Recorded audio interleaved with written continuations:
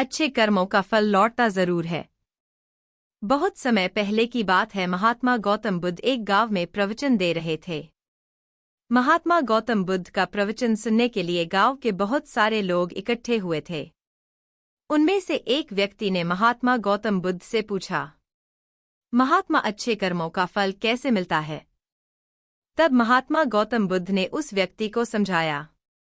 एक समय की बात है, एक गरीब लड़का छोटे मोटे सामान बेचकर अपने घर का खर्च और अपनी विद्यालय की फीस इकट्ठा करता था। वह बहुत ज्यादा मेहनती और ईमानदार था। हर रोज की तरह वह सामान बेचने के लिए गया। सामान बेचते बेचते वह इतना थक गया था कि उसे बहुत ज्यादा भूख लगी गई। इसलिए उसने सोचा, अगला जो भी घर आएगा मैं वहां पर सामान के बदले उनसे पैसे नहीं, थोड़ा भोजन मांग लूंगा ताकि मेरा पेट भर जाए और मैं अच्छे से काम कर सकूं। ऐसा ही सोचकर वह अगले घर की ओर बढ़ा और उसने दरवाजा खटखटाया। दरवाजा खुला और एक लड़की ने दरवाजा खोला। उस लड़की को देखकर वह यह बोल ही नहीं पाया कि उसे सामान बेचने के बदले भोजन चाहिए। वह इतना थक चुका था कि उसके अंदर कुछ समझाने की सुध नहीं थी, इसलिए वह बोल पड़ा, मुझे पानी चाहिए। लड़की ने उसके चेहरे को देखा। वह बहुत थका हुआ और परेशान दिखाई दे रहा था। वह समझ गई कि इसे भूख भी लगी है, इसलिए वह लड़की बिना बोले उस लड़के के लिए पानी के साथ भोजन भी लेकर आई। लड़के ने जब देखा लड़की उसके पास भोजन लेकर आ रही है तो तुरंत ही उसने भोजन लेकर ग्रहण कर लिया। भोजन करने के बाद वह लड़का बोला, आपने मुझे भोजन दिया, उसके बदले आप मेरे सामान में से कुछ भी ले सकते हो। लड़की बोली, मुझे आपके सामान में से कुछ नहीं चाहिए। मैं आपको देखकर समझ गई थी कि आप काफी थके हुए हो, इसलिए आपके लिए पानी के साथ साथ भोजन भी लेकर आ गई। मेरी माँ कहती है हमेशा अच्छे कर्म करने चाहिए, भगवान की भी यही इच्छा होती है। ऐसा कहकर लड़की ने दरवाजा बंद कर लिया। लड़का अपने घर की ओर चला गया। साल गुजरते गए और धीरे धीरे उस लड़के ने अपनी शिक्षा पूर्ण कर ली थी। अब वह कमाने में थोड़ा सक्षम हो गया था, इसलिए उसने फैसला किया कि अब उसे चिकित्सक बनना है।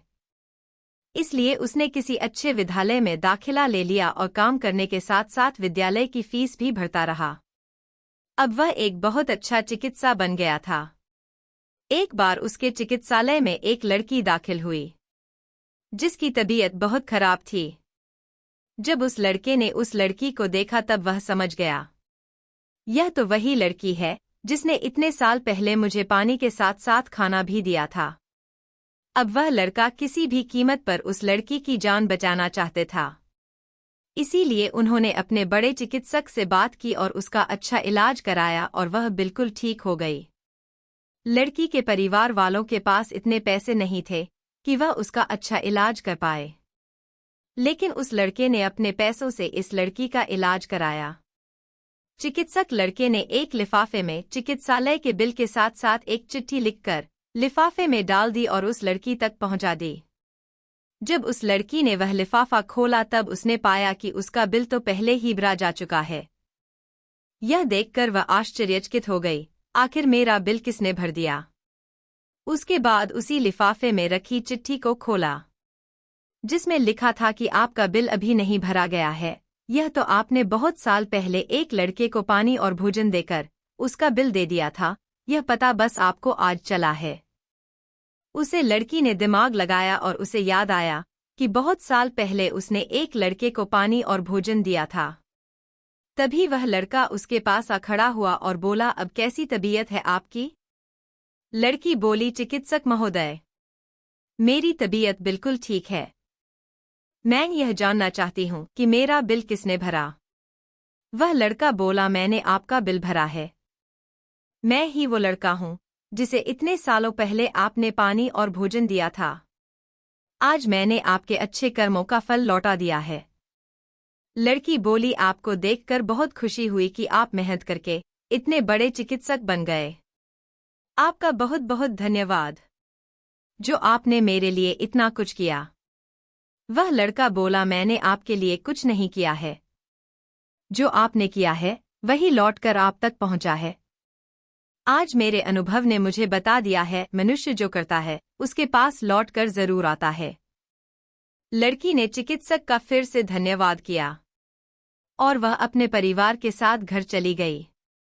आगे महात्मा गौतम बुद्ध ने उस व्यक्ति को कहा कि हमें अच्छे कर्म करते रहना चाहिए, ताकि आज हम किसी के साथ अच्छा व्यवहार करेंगे तो कल हमारे साथ भी अच्छा ही व्यवहार होगा।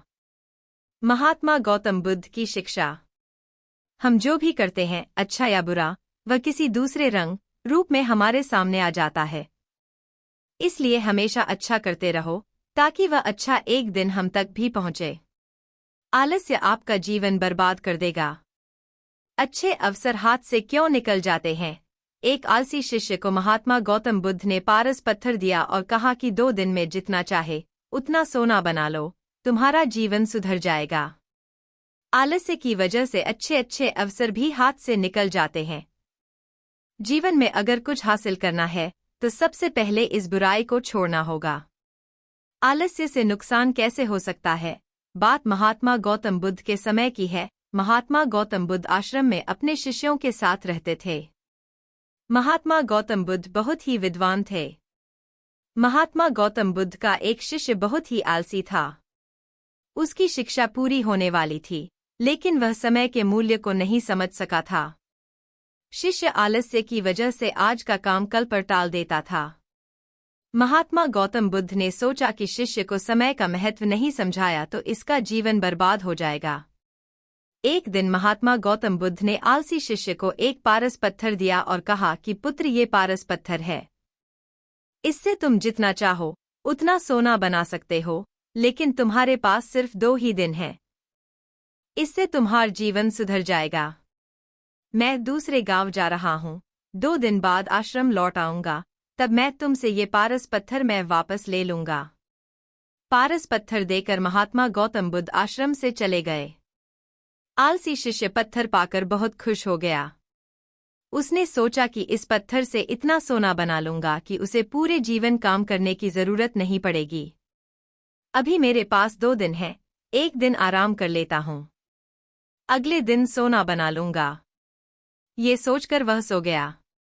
पूरा दिन और पूरी रात आराम करने बाद जब आलसी शिष्य उठा तो उसने सोचा कि आज बहुत सारा लोहा लेकर आना है और उसे सोना बनाना है, लेकिन इससे पहले खाना खा लेता हूँ, फिर काम करूंगा। उस आलसी शिष्य ने भरपेट खाना खाया तो उसे नींद आने लगी। अब वह आलसी शिष्य सोचने लगा कि कुछ देर सो लेता हूँ, सोना बनाने का काम तो छोटा है, शाम को कर लूंगा। उसे नींद आ गई। शाम हुई और उसकी नींद खुली। सूर्यास्त हो चुका था। जैसे ही शिष्य उठा तो उसने देखा कि महात्मा गौतम बुद्ध वापस लौट आए हैं। महात्मा गौतम बुद्ध ने शिष्य से कहा कि अब रात हो चुकी है, 2 दिन पूरे हो गए, इसीलिए अब वह पारस पत्थर मुझे लौटा दो।